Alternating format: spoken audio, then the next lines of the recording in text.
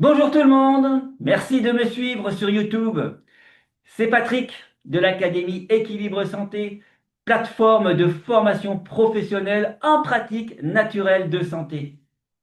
Je vous invite à suivre un nouveau cours extrait de l'une de mes formations en ligne. Alors pensez à commenter ce cours, me dire si vous souhaitez d'autres cours de ce genre et abonnez-vous à ma chaîne pour accéder à toute mon actu.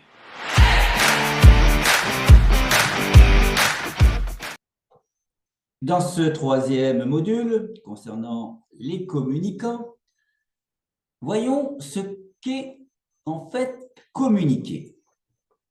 Communiquer, c'est quoi? Communiquer, c'est percevoir ce qui est dit en étant certain d'avoir compris. Éviter à tout prix d'interpréter ce qui est dit. C'est aussi percevoir ce qui n'est pas dit. C'est être compris à travers le cadre de référence de son interlocuteur, c'est-à-dire être sur la même longueur d'onde.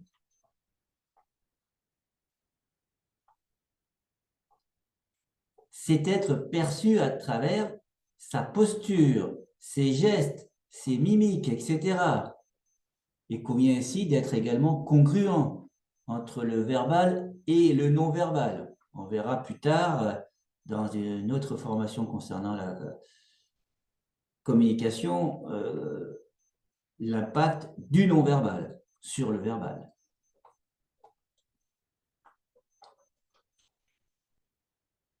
Je vous invite à garder cela en tête. L'excellence en communication se remarque chez ceux qui savent se rendre efficaces, sympathiques. Rappelez-vous bien de cela. L'excellence en communication se remarque chez ceux qui savent se rendre efficaces, sympathiques.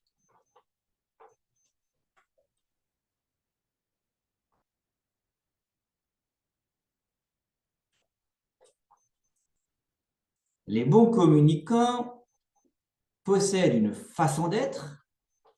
Le comportement est important. Une façon d'écouter. Bien communiquer, c'est d'abord bien écouter. Nous aborderons cette écoute dans la prochaine formation, la communication 2, avec la communication active.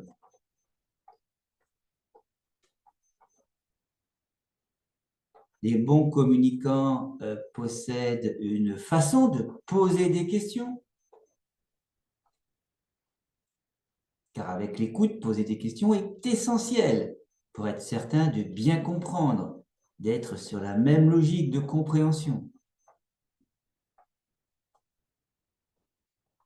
Les bons communicants possèdent une façon de reformuler. Nous verrons les types de reformulation dans la communication 2, consacrée à l'écoute active.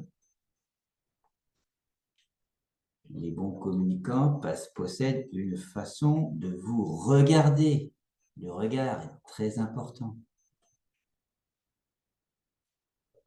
La façon de se déplacer est très importante.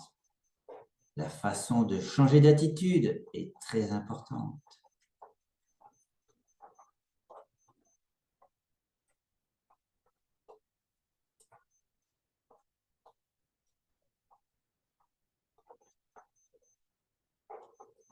Voyons à présent 3 critères comportementaux pour une bonne communication. Alors j'ai dit, écouter est primordial. L'écoute, c'est vraiment un critère hyper important.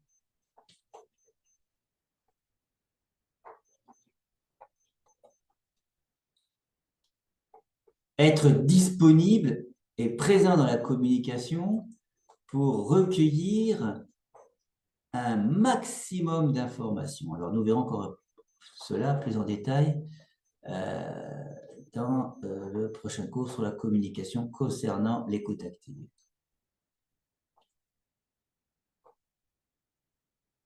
les objectifs positifs et spécifiques.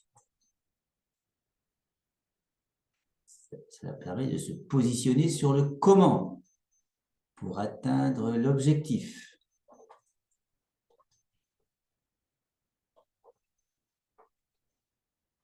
Un objectif positif. Et pour cela, il faut qu'il soit réalisable et plaisant.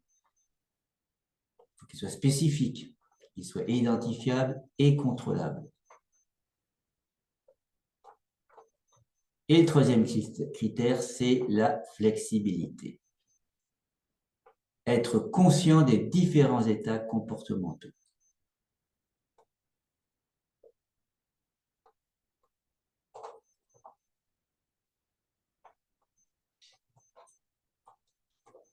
Qu'on le veuille ou non, toute communication est une influence. Le simple fait de regarder son interlocuteur, de se taire, est déjà une forme d'influence. Je ne reviens pas sur le langage influent que nous avons abordé précédemment. Pensez à l'enfant, pensez à votre animal de compagnie, comment il vous influence par ses postures, par ses regards, ses mimiques. Regardez l'image du chat, il nous communique sa détente. Une caresse ne serait pas de trop, n'est-ce pas? Quand on voit le petit chat comme ça.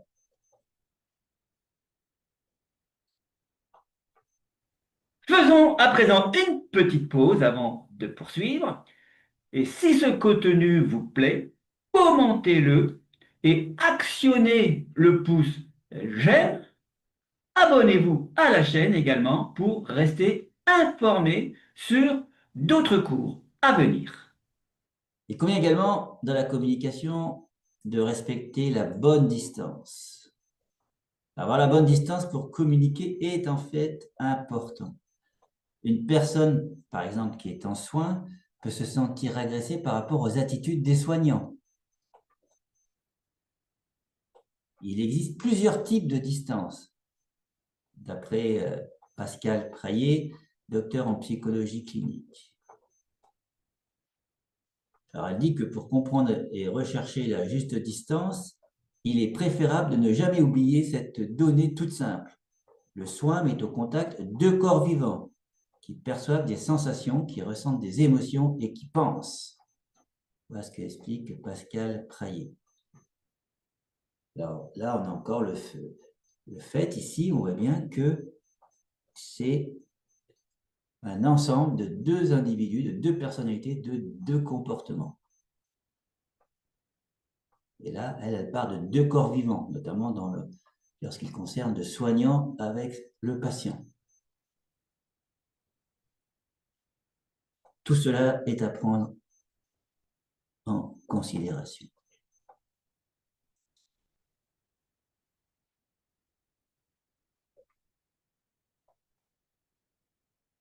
Alors, quelles sont ces distances à respecter?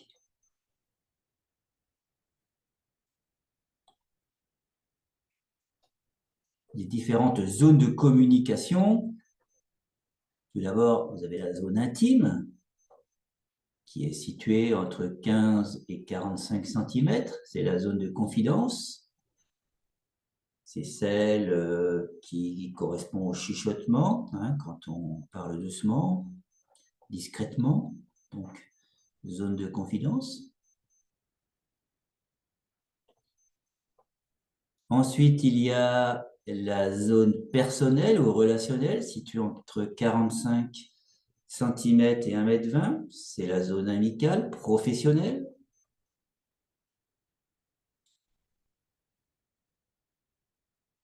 Il y a également la zone dite sociale, située entre 1,20 m et 3,50 m. Ici, chacun est à sa place. Hein, c'est ce qu'on retrouve dans les entreprises, lorsqu'il y a des hiérarchies. Et au-delà des 3,50 m, il y a la zone publique. Ici, c'est bien, par exemple, lorsque quelqu'un fait une conférence, eh bien, on peut être au-delà des 3,50 m. Alors, je vous invite d'ailleurs à faire un test que moi j'appelle la bulle personnelle. en mettant une personne neutre à environ 2 mètres de vous, quelqu'un que, à la limite, que vous connaissez pas trop, même pour faire le test, si, en fonction de votre environnement, quelqu'un que vous connaissez, peu importe, comme ça vous pouvez faire différents tests, vous verrez comme ça les différents résultats. Donc vous mettez environ 2 mètres et vous avancez jusqu'à elle le plus près possible jusqu'au moment où vous ne pouvez plus aller plus loin, ou si la personne dit stop. Et vous verrez donc la bulle de cette personne et votre bulle. Donc vous pouvez tester à l'inverse, c'est-à-dire que vous pouvez faire venir vers vous une personne jusqu'à temps que vous sentez qu'elle rentre trop dans votre bulle. Vous voyez, ce sont des tests à faire pour connaître les zones qui euh, dans lesquelles on se sent bien et en fonction des personnes. Bien sûr, ça va changer entre deux amoureux qui vont avancer l'un vers l'autre, peut-être être différent par rapport à un des deux amoureux qui avance face à son patron. On est d'accord. Mais ce sont des tests à faire pour pouvoir se rendre compte de ces distances et donc de ne pas les enfreindre, de faire attention lorsque l'on communique. Et ça, J'espère que ce cours vous a plu et pour vous remercier d'avoir suivi cette vidéo, un cadeau vous attend sous cette vidéo au cas où vous souhaiteriez aller plus loin dans cette formation en ligne. Retrouvez-moi sur ma chaîne pour suivre d'autres cours extraits de mes formations en ligne en pratique naturelle de santé. Et pensez à bien commenter cette vidéo juste en dessous et abonnez-vous à la chaîne de l'Académie. Bye bye!